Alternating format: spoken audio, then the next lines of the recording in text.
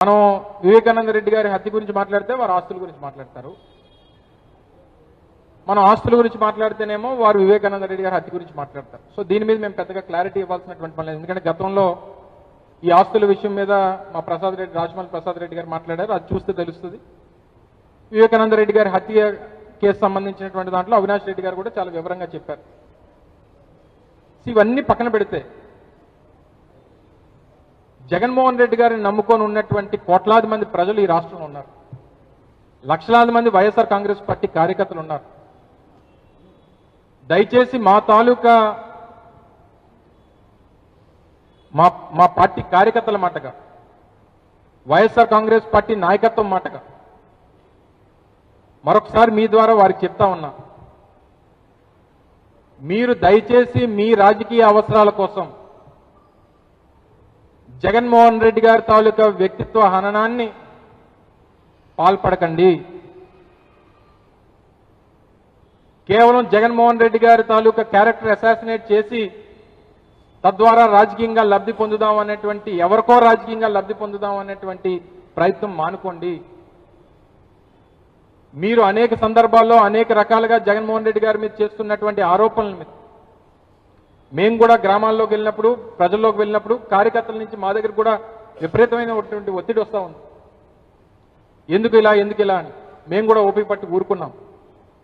మా నాయకుడి దగ్గర కూడా అనేక సందర్భాల్లో ప్రస్తావించినప్పుడు దయచేసి ఏం మాట్లాడొద్దని చెప్పి గొప్ప మనసు చాటి మమ్మల్ని మాట్లాడొద్దు అని చెప్పి మాకు సూచించడం జరిగింది. కానీ వారు ఇంకా ఇదే కొనసాగిస్తే, వారు చెప్పినటువంటి అబద్ధాన్నే 10 సార్లు చెప్పి నిజం చేయాలనేటువంటి ప్రయత్నం చేస్తే ఇక మా నాయకుడు చెప్పినా సరే మా నాయకత్వం ఊరుకునేటువంటి పరిస్థితుల్లో లేదు.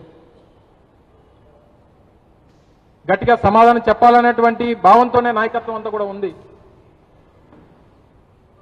అంతవరకు తీసుకురావద్దు అనేటువంటిది నా తాలూకా సూచనగా వారికి తెలియజేస్తా ఉన్నా. ఎందుకంటే ఈ రాజకీయ పార్టీ వైఎస్ఆర్ కాంగ్రెస్ పార్టీ అనేటువంటిది కోట్లాది మంది ఈ పార్టీ మీద ఆధారపడి ఉన్నారు. నాయకత్వాన్ని టార్గెట్ చేస్తే, జగన్మోహన్ రెడ్డి గారిని టార్గెట్ చేస్తే ఉన్నటువంటి ఆ తెలుగుదేశం పార్టీకో కూటమి పార్టీకో ఉపయోగపడుతుంది అనేటువంటి ఉద్దేశం, వారి అవసరాల కోసం దయచేసి మీరు పనిచేయొద్దని చెప్పి కోరుతా ఉన్నాం. ఇప్పటికీ ఒక లిమిట్ అనేటువంటిది ఉంటుంది. లిమిట్ క్రాస్ అయిపోయింది. మేము కూడా సమాధానం చెప్పాల్సి, మేము చాలా వాస్తవాలు బయట పెట్టాల్సినటువంటి పరిస్థితి వస్తుంది. దయచేసి అంతవరకు తేవద్దు అనేటువంటిది నా తాలూకు సలహా. Thank you. అందుకని చెప్తున్నాను కదా, ఒక అబద్ధాన్ని 10 సార్లు చెప్పి నిజం చేయాలనేటువంటి ఆ మోడస్ ఆపరెండి ఎవరిది? చంద్రబాబు నాయుడు గారు కదా. ఎప్పుడు కూడా ఒక ఏదైనా అబద్ధం చెప్తే దాన్ని 10 సార్లు చెప్తే 11వ జనం నమ్ముతారనేటువంటి ఆ విధానం చంద్రబాబు నాయుడు గారు. సో వారి తాలూకా విధాన సరళిలో, వారి విధానంలో వెళ్ళాలనేటువంటి ప్రయత్నంగా కనబడతా ఉంది. సో గట్టిగా మా వాళ్ళు ఎవరన్నా ఈ ఆస్తుల విషయంలో స్పందిస్తేనేమో నేను ఆస్తుల గురించి మాట్లాడలేదు, నేను వివేకానంద రెడ్డి గారి హత్య గురించి మాట్లాడాను అంటారు. ఎవరన్నా గట్టిగా దాని మీద, వివేకానంద రెడ్డి గారి హత్య మీద స్పందిస్తే నా ఆస్తుల సంగతి ఏంటి అని అంటారు. సో దయచేసి ఈ విషయం జోలికి ఎంతకంటే ఎక్కువ మాట్లాడాల్సినటువంటి పని లేదు. ఇప్పటికే దీని మీద చాలా క్లియర్గా మా పార్టీ స్టాండ్ అనేటువంటి తెలియజేశాం. ఇంకా దీన్ని ప్రేరేపించి, ఇంకా రెచ్చగొట్టి, ఇంకా చేసేటువంటి వస్తే ఇంక మళ్ళీ మిగిలినటువంటి రాజకీయ పార్టీలకి, మిగిలినటువంటి రాజకీయ పార్టీ ప్రముఖుల్ని ఏ రకంగా ఎదుర్కొంటామో వారు కూడా అదే రకమైనటువంటి ప్రతిస్పందన ఉంటుంది అనేటువంటి విషయాన్ని గమనించమని చెప్పి కోరుతా ఉన్నాం. ఏం చెప్పారు ఆయన? ఏం చెప్పారు? ప్రపోజల్స్ అనేటువంటివి అనేక ప్రపోజల్స్ అనేటువంటివి వస్తాయి. ఈరోజు రాష్ట్రంలో అమరావతి నిర్మాణం అనేటువంటి పేరిట ఎంత దోపిడీ జరుగుతూ ఉంది.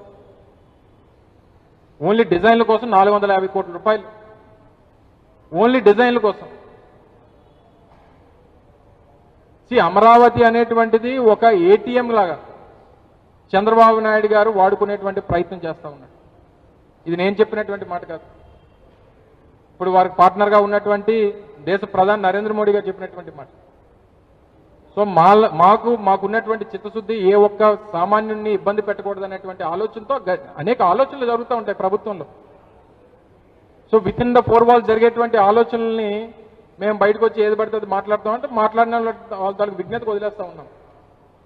సో డెఫినెట్గా జరిగినటువంటి కార్యక్రమాలు మా టైంలో స్టీల్ ప్లాంట్ని కాపాడుకునేటువంటి దిశగా మేము చేసినటువంటి మొన్న రిలీజ్ చేసినటువంటి ప్యాకేజ్ దేనికి బ్యాంకుల్లో ఎన్సీఎల్టీకి వెళ్ళిపోకుండా ఆపేటువంటి కార్యక్రమంలో భాగంగా ఇచ్చినటువంటి ప్యాకేజ్. ఏ ఉద్యోగస్తుని కాపాడేది చెప్పమనండి. 30 మంది ప్రాణాలు పోగొట్టుకొని సాధించుకున్నటువంటి ప్లాంట్ని సొంత గనుల కోసం కనీసం పార్లమెంట్ సభ్యులుగా స్థానిక పార్లమెంట్ సభ్యులు వెళ్ళి ప్రైవేట్ ప్లాంట్ కోసం అడుగుతారు, కాదన్నది తప్పలేదు. కానీ ఇబ్బంది పడుతున్నటువంటి ప్రభుత్వ రంగంలో ఉన్నటువంటి ప్లాంట్ని సొంత గనులు కేటాయించమని చెప్పి అడగలేనటువంటి పరిస్థితులు ప్రభుత్వం ఉందంటే ఎవరి చిత్తశుద్ధి ఏంటి అనేటువంటిది డెఫినెట్గా ప్రజలు నిర్ణయిస్తారు, వేచి ఉండండి.